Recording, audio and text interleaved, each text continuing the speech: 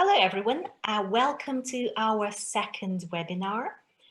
If you haven't seen the first one, you will be able to find it in our YouTube channel. It's recorded and it's available for everybody to see because at some point I will refer to it, maybe at least once.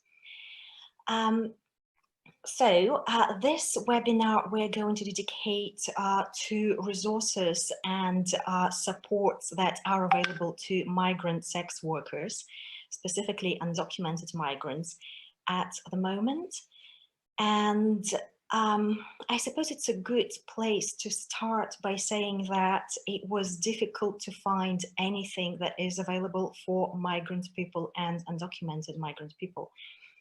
I guess nobody, that's not very fair to say. I guess migrant people aren't the priority of the government in difficult times, and just trawling website after website, trying to find even references to some information that might help migrant people at the moment was rather depressing. However, there are also good news. And we did manage to find some resources. So these are some of the things that we're going to cover in the next 15 minutes or so. Please remember that if you have any questions, you can always get in touch with us, whether that's in the comments section under the YouTube video or in DMs on Twitter, whether it's NUM Twitter account or NUM Rad, or you can always call NUM and ask any questions that you have. So let's first of all talk about how you can get your hands on some money right now. First of all, there are still hardship funds for sex workers that are available. I covered them in our first webinar. Please have a look. But there will be links to all of them under this video anyway. There are also other hardship funds for migrant people and people of color. First of all, there is the UK Queer People of Color and Indigenous People Emergency Relief Fund at the moment. You will find the link. I think their application, I think they will be open for application starting today. See if you're eligible. There is also a hardship fund from London by Pandas. Again, the links to all these funds will be under the video. See if you're eligible. London by Pandas cover most marginalized communities. So whether you're a migrant or a sex worker or a person of color or queer or disabled, you will probably be eligible for it.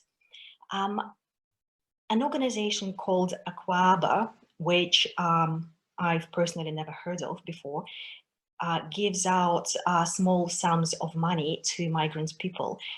On their website, they make it clear that these are available to their community. I don't know if their community means people who regularly attend their migrant website, their migrant community center, or whether that involves people who live in their catchment area. But you can always get in touch with them and ask if you're eligible.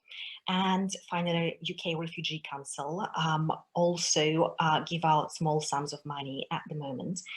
I'm afraid I do not really have a lot of information on that, but you can go on their website and see what it is, and if the help they provide will be helpful to you. And finally, if you are an overseas student, depending on what university you're at, you may have a university hardship fund that you can access. Some of them may be dependent on access to some of them may be dependent on whether you work or not. So that will be a decision that you need to make for yourself. Can I just add to that? Basically, usually you can't work as a student. Apparently, university hardship funds do collaborate with immigration, but if you go through your student union, that would be a preferable way because they don't have an agreement with immigration. Yeah, but to pass on information, okay? Thank you. So now let's talk about support projects. First of all, some sex worker support projects throughout the UK are still running.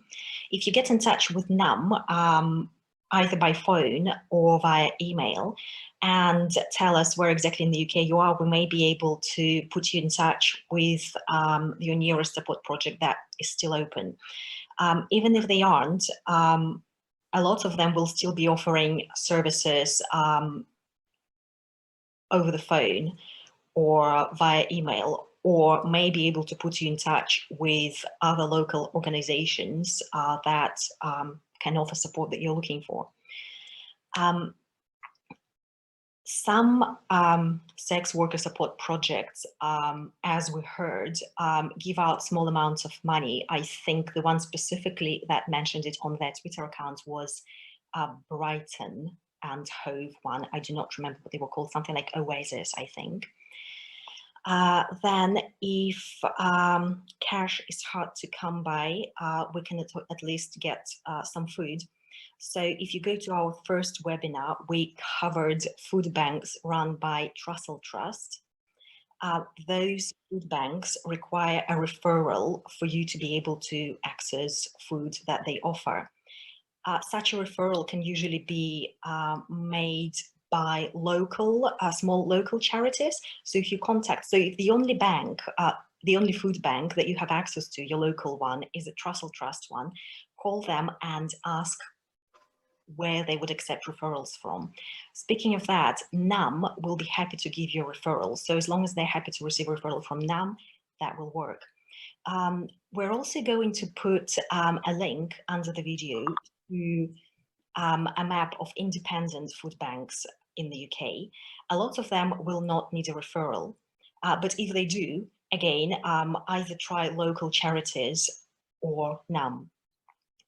It's worth mentioning that a lot of places of worship, now that they can't conduct their usual services, have started providing food to people. So see what your local churches, mosques and temples do. We know that Sikh temples usually provide food in the evening to everyone. And now with the beginning of Ramadan, we know that the bigger mosques will be providing the evening meal to their worshippers. Obviously, it's not going to be a get-together that people are used to during the Ramadan, but you will be able to get some food. And finally, NUM now can give out food vouchers to supermarkets. So if you get in touch with the caseworkers, we will be able to do that for you. Health, another big worry for everybody at the moment. I want to stress that, although I have made it clear in the first webinar, that if you have symptoms of COVID-19, you can get in touch with either your GP, or if you don't have a GP, NHS 24 service on 111. Call them and see if you can get tested, or if you need to get tested. The tests will be for free, and if you're negative, you will not be charged. If your test comes back positive, all your treatment for COVID-19 symptoms will be free of charge as well. Whether you are a UK citizen, a resident, or a migrant is irrelevant. This service is available to everybody in the UK right now, free of charge. The hospitals will not be doing immigrations checks on people who access their services for COVID-19 treatment. They will ask you for your name and address. If they have any other questions to you, whether you're a migrant or not, ignore those questions. You do not have to answer. They probably won't even ask you. However, your name and address will be important for them, and you can always give them a name and an address. As for other health concerns that you might have at the moment, Doctors of the World still run their clinic in East London, and they have a mobile unit that goes through London. You can get in touch with them on their free phone number and see what services they provide and who can access them. They see anybody. migrant people regardless of their status and the children of migrant people. But if you're not based in London, they might be able to give you some advice over the phone, or at least direct you to someone that they know in your area who might be able to help you. And finally, immigration issues. So if your visa was due to expire this year and before the 31st of May, as far as we understand, you get an automatic extension until the 31st of May. However, you do need to fill in some paperwork for that. We have looked at multiple government websites and their advice, at least the pieces of advice that we looked at, was not exactly easy to understand. So we do not feel qualified to give you any advice on this matter at all. However, there are organizations throughout the UK that will help you. First of all, it's the UK Refugee Council that will give you legal advice on immigration questions, as well as the Citizens Advice Bureau. There are also other organizations, non-governmental organizations, such as, for example, the Unity Centre in Glasgow, that will provide legal advice to migrant people in Scotland, whatever your status. And I suppose at the moment they are operating via phone or email. There are a few organizations like that in England and specifically in London, and you will find links to them under this video. So obviously, if you had some appointments with the Home Office these days, they have all been cancelled. And as for the national referral mechanism system, what was it? Okay, so the national referral mechanism is for people who find themselves as being trafficked or exploited. They've made various changes during the COVID crisis, so they've extended how long you can stay in residence while things are being investigated.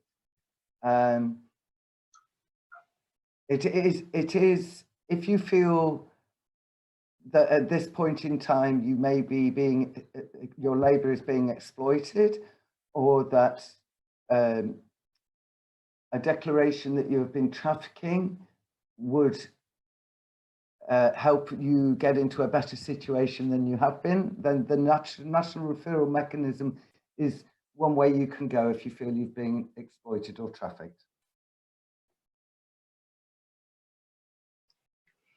Well, I suppose that's pretty much all the information we have in terms of immigration. So finally, I want to remind you that NUM is still working, and NUM caseworkers are still there to take your reports of violence against you if you're a sex worker. And specifically 2 caseworkers, Hannah and Caroline, you can see their numbers, their email addresses, and their work hours. They will be available to answer all your questions, not specifically about sex work, not specifically about an incident of violence that you've experienced, but they will be able to help you with whether you need a referral to a food bank, or whether you would like to know what healthcare is available in your area, or what sex worker project is nearest to you, or what sex worker organizations there are near that you can get in touch with to see if there are some local organizations that you can get access to.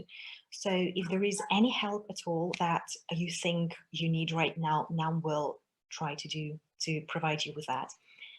And finally, if you have any questions about anything that we've said here, or if you have any corrections to anything that we've said here today, and if you have, you know of some other projects or some other hardship funds that we didn't include here, please let us know and we will make it public so people could access them. Thank you.